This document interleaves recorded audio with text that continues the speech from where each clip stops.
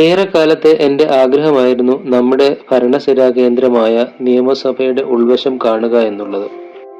മക്കളെ നിയമനിർമ്മാണ സഭ കാണിക്കുകയും ഒരു പൗരബോധം വളർത്തുകയും ചെയ്യുക എന്നുള്ളത് അത്യാവശ്യമാണെന്ന് തോന്നി. അഴിമല കണ്ട് മടങ്ങി വരുന്ന വഴി തിരുവനന്തപുരം നഗരത്തിനുള്ളിലേക്ക് ഞങ്ങൾ പ്രവേശിച്ചു.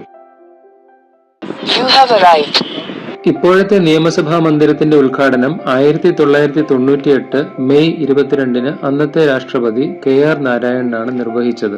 നിയമസഭാ മന്ദിരത്തിന്റെ പ്രധാന കവാടവും മന്ദിരത്തിന് മുകളിലുള്ള കുംഭഗോപുരവും കേരള വാസ്തുനിർമ്മാണ മാതൃകയിലാണ് നിർമ്മിച്ചിരിക്കുന്നത്. ഇതിന്റെ അകത്തെ മേൽക്കൂര സിലിക്കൺ പെയിന്റ് ഉപയോഗിച്ചാണ് പെയിന്റ് ചെയ്തിരിക്കുന്നത്.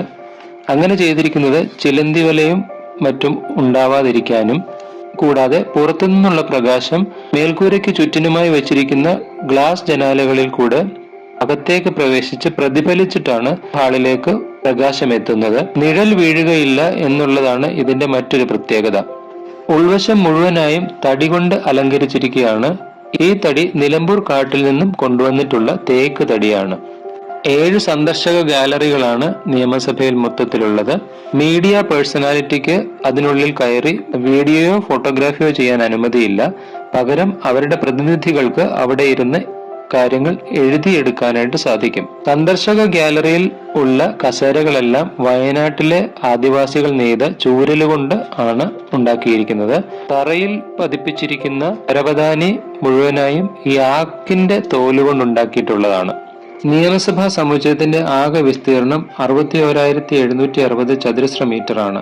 8 നിലകളുള്ള നിയമസഭാ മന്ദിരത്തിന്റെ 3 നിലകൾ തറനിരപ്പിന് താഴെയും 5 നിലകൾ തറനിരപ്പിന് മുകളിലുമായിട്ടാണ്. പിന്നീട് ഞങ്ങൾ നിയമസഭാ മന്ദിരത്തിന്റെ പുറകിലുള്ള മ്യൂസിയങ്ങൾ കാണുന്നതിനായിട്ടാണ് പോയത്. ആദ്യത്തെ മ്യൂസിയത്തിൽ പഴയ മുഖ്യമന്ത്രിമാരുടെ ചിത്രങ്ങളും അവരുപയോഗിച്ച വസ്തുക്കളും സൂക്ഷിച്ചിട്ടുണ്ടായിരുന്നു. സ്വാതന്ത്ര്യാനന്തര കേരളത്തിലെ 1ാം നിയമസഭ മുതലുള്ള എല്ലാ സംഭവങ്ങളും അവിടെ പ്രദർശന വസ്തുക്കളിൽ ഉണ്ടായിരുന്നു. നിയമസഭാ സമ്മേളനം ഇല്ലാത്ത ദിവസങ്ങളിൽ ആർക്കും പാസ് എടുത്ത് അതിനുള്ളിൽ പ്രവേശിക്കാവുന്നതാണ്. ഫോട്ടോഗ്രാഫി അനുവദിക്കുന്നതല്ല. സമ്മേളനം കാണേണ്ടവർക്ക് മന്ത്രിമാരുടെയോ MLA മാരുടെയോ റെക്കമെൻഡേഷൻ ലെറ്റർ ഉണ്ടെങ്കിൽ സന്ദർശക ഗാലറിയിൽ പ്രവേശിച്ച് ഇരുന്ന് കാണാവുന്നതാണ്.